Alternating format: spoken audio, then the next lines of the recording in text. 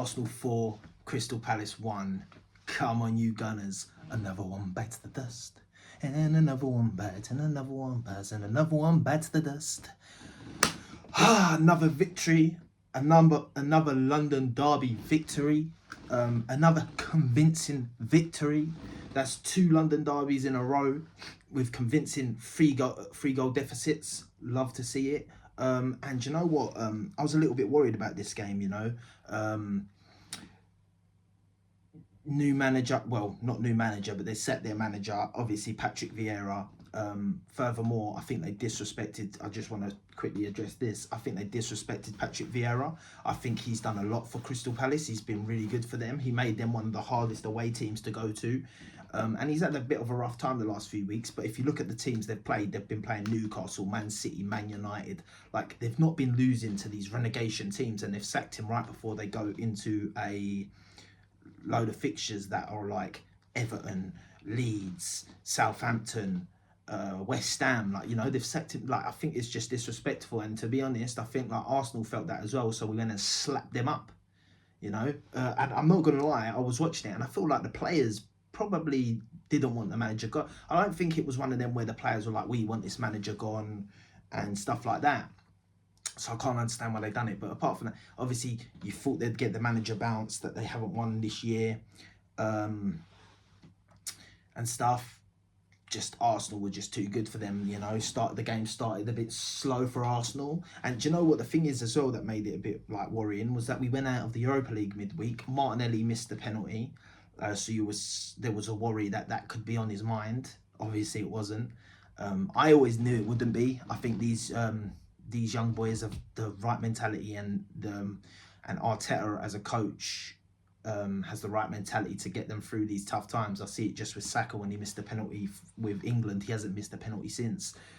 He's actually never missed a penalty for Arsenal. Like, to be honest, I don't really care for international that much. So fucking do what you miss for England. I don't care. I care about Arsenal Football Club, you know. And he scored every one of his pens. So yeah, went into the game, started a bit. At the start, like Crystal Palace were a bit up for it. They had that little boost. Obviously, Saliba was out of the squad this week because he picked up an injury. We had Rob Holding in. A lot of people were scared about Rob Holding coming in. We'll get to that in a minute. But yeah, the game started and Crystal Palace looked all right. And I was thinking, mate, we look a little bit, we need to wake up a little bit. And then they had a shot, Zaha, come off the post and hit Aaron Ramsdale and went out for a corner. Similar to how, not similar thing, but you know how it come off the bar and hit Martinez and went in and we got that goal. When the opposite for us, it went out. And you look at that and you think, that's the gods, you know. Sometimes you see when stuff has to go your way and that, it just goes your way. But like, not that, it was so early that it wouldn't have, well, you never know how the game would go. Don't mean we'd lose the game, but you just don't know what would happen. But it went out. And then from there, Arsenal turned on, started dominating. Odegaard started getting involved in the game. And once Odegaard gets involved in the game, that's it. Once Odegaard turns up properly and he's proper involved in the game, he starts dictating everything and he starts pulling all the strings, and you could see it. He didn't get a goal or an assist that game, and people will look at it like maybe he didn't have a good game for that reason. But trust me, the work rate, everything else. What sort of captain? This is when I go forward. As a captain, I see other people say this as well. He's laying behind the wall when Palace get free kicks. He's the captain. He could easily say, nah, Zinchenko, get there. Do that. Like, you know, you lay behind him. Like, he don't have to do that. I'm sorry, as the captain, if you don't want to be the guy laying behind the wall, you don't have to, but he leads by example, man. I love the guy.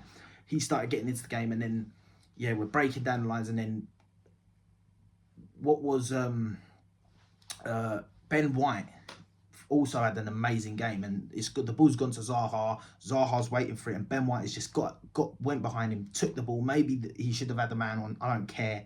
I'm an Arsenal fan. Took the ball off him, boom, through to Saka. Saka across to Martinelli. Martinelli shifts it to his left, bangs it in the goal. Martinelli, as Troops has been saying, shout out Troops, the Martinelli revenge tour is in full effect. Yeah, he's 1 goal behind Rashford. Rashford's apparently having this world-class season. Rashford's apparently the most unbelievable English talent right now. He's the most unbelievable. They're talking, Man United fans are talking about him getting Ballon d'Ors and this sort of crap. Martinelli's 1 goal behind him. Yeah. my young gun, 21 years old. Yeah, people keep talking about Rashford. Like Rashford, I love Rashford. I love Rashford. I think he's a good player. But people are talking like he's 21. No, Rashford's prime right now. You know. So yeah. So for all them guys saying trying to listen, I won't downplay Rashford. He's been brilliant this season. He's been wicked this season. But people seem to want to downplay Martinelli, downplay Saka whenever they up Rashford. And I feel like there is a lot of Arsenal fans that will do the same when every time they've got to big up Saka, they've got to say, Rashford, this. Listen, they're all good players, but I just had to put my thing in there to get back at them United fans, you know. But yeah, 1-0. Then I was like, we're looking good. From then, we dominated the game. Like, they didn't have... we were cutting through them like butter. Like a hot knife through butter. We were cutting through them. And I was sitting there, and it's funny because I sat there and I felt like I see a lot of people do this. Like, we all said, we need a goal. Like, another goal before half time. Literally seconds later, we scored again. Lovely goal by Saka. Lovely assist by Ben White. Ben White again, second goal involvement. He had the pre-assist and he got the assist. What can I say, man? He was brilliant for me in that game. And yeah, he gets the assist, passes it, a lovely ball to Saka. Saka just slots it in the goal. They had no chance. Then it was half time. Second half started. And yeah, straight back at it. We're straight back at them. Then we scored our third goal. Beautiful goal. Oh my God, beautiful goal. Zinchenko picks the ball up, passes it from the halfway line near to the edge of their area, sort of bit to Xhaka. Xhaka, was it to Xhaka? Yeah, to Xhaka. Xhaka then passes it to Trossard. Trossard reverse passes to Xhaka, who's through on goal. Boom, puts it in. And if it weren't in, it was a penalty because they just clattered him. And Xhaka scores 2-2, baby. Granit Xhaka, man, he's already beaten his total for this season. The biggest turnaround I could... You know what, man? This turnaround was so big that you'd think that... You'd wonder how. You wonder how sometimes, you know? You think, how can this guy have been so hated at this club and is now so loved? You know when they say love turns to hate? Well, hate turned to love in this situation, baby. I love Xhaka. I always had time for Xhaka. I did start thinking maybe the end has come for Xhaka, just through personal, just through everyone else. But I always rated Xhaka. I always said the fact of Xhaka for me was he'd be good for 90% of the season, but he always had them games where he'd done a huge fuck up, a red card, costing us a goal, costing us a game, and they live in your brain. So you can't remember all the good stuff he's done throughout the year, because all you can remember is about that poor performance and then poor performances. And he had a lot of them, don't get me wrong, but he had a lot of good ones as well, and he's matured, and Arteta's matured him. Not all credit to Arteta, credit to Xhaka as well. And yeah, I love it. And I love his celebration. People are like, why is he doing that? He does it because his daughter, I see a picture, his daughter does it. So it's probably for his daughter. So I don't know why people care so much about his celebration. Every time Arsenal do a celebration, people are on it. What's the difference between doing this or doing this? I don't know. Or doing this, what Richarlison does, and then it don't even count as a goal. Do you know what I mean? So yeah. And then we can see the corner. Ben White whacks it out for a corner. Maybe he could have put it out for a throw, but I think it was one where he was running to get back, and he was pumped, and he was just thinking, I'm getting rid of it, bruv. I just want to get rid of it. At the end of the day, we should be able to defend corners, so I'm not going to blame Ben White. But I love the little celebration, him and Xhaka. Obviously, it come at a bad time after what I'm about to say, but like they hugged and they were gassed, and I was like, yeah, man, this is what we want to see with this team, man. Like when we defend it now. I've seen it a lot this year. And then, yeah, they scored from a corner, a bit sloppy, a bit lucky for Crystal Palace. But listen, I'm not even going to lie. I don't mind Crystal Palace. So, you know what? We didn't get the clean sheet, but fair play. At least they've got a goal now. Hopefully they can push on. And actually, no, fuck them, man. You know, I like the players, but fuck them, man. They sold Patrick Vieira, man. They should get renegated, bruv. Why am I giving them sympathy? But that Schlop, or however you say his name, scored. And I started thinking, like, don't make this sticky, Arsenal. Just carry on. And then they got another chance, which if Elise was reading the game, he probably would have been there for a tap-in. But obviously he thought Zaha was probably going to score. It was close. But we got away with that one. made our substitutes. Tierney finally come on and stuff.